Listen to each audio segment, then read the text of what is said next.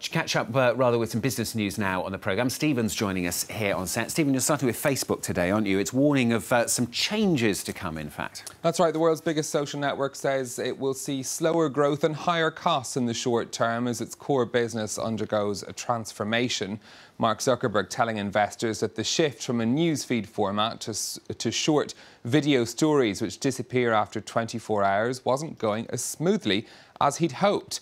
Facebook spooked the markets earlier this year when it reported a slowdown in growth. So overall, these results are being viewed positively. Profits up 9% in the 3 months to the end of September. It's just over €5 billion.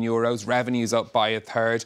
And monthly users growing as well. These are the number of people that log into Facebook once a month. 2.3 billion overall. When you include related apps like Instagram and WhatsApp, that rises to 2.6 billion people using a Facebook product every month. Now, the company did see another drop in European users, though, falling by 1 million to 375 million. The company putting that down to changes relating to EU data protection rules, though changes that came into force last May.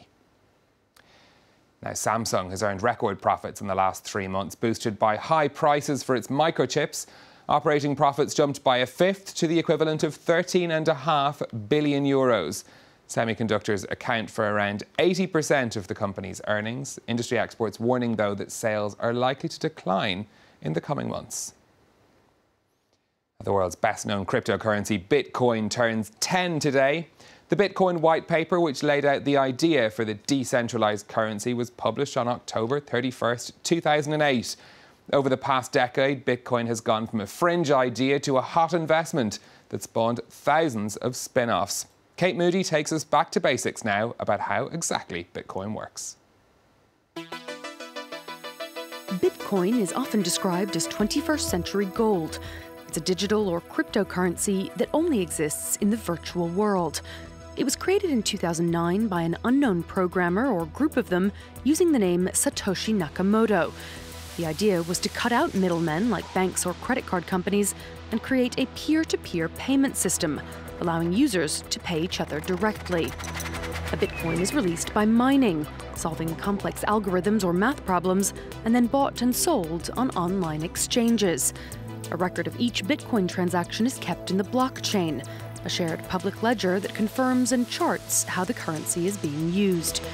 Users keep their own stash of Bitcoins in a digital wallet. There's no central bank or oversight, and Bitcoin's value is negotiated by the people who use it. That means the price soars as demand rises, but tends to drop when platforms experience security breaches. Just like solid gold, there is a limit. Only 21 million Bitcoins can ultimately be mined and enter circulation. Well, as Kate was just explaining, Bitcoin, of course, determined by supply and demand. That's led to some wild price fluctuations.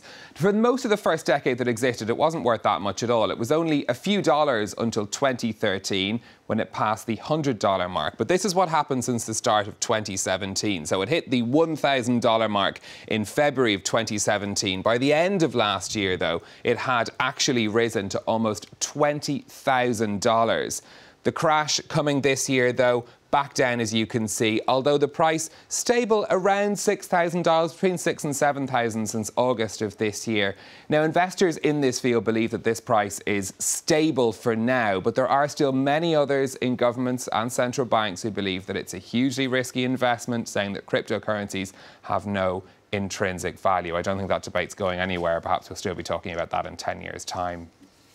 Well, moving on, the ratings agency Standard & Poor's says the chance of a no-deal Brexit has increased. It says such an outcome would spark a long recession in the UK and would likely lead to a ratings downgrade. Now, S&P still believes the most likely scenario will be a deal with a transition period through 2020, but it now considers the prospect of the UK leaving without a deal a relevant factor for considering in its ratings.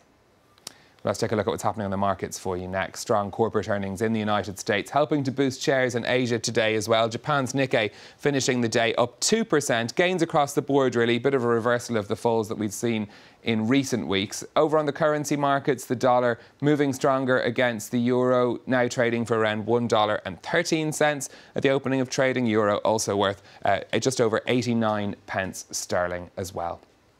And finally, for me, we had news of a space auction earlier in the programme. Another space auction coming up could allow you to buy your own piece of the moon. It's the only known lunar sample that's in private hands, collected in 1970 by Luna 16, which was Russia's first unmanned mission to the Moon. It comes in this box.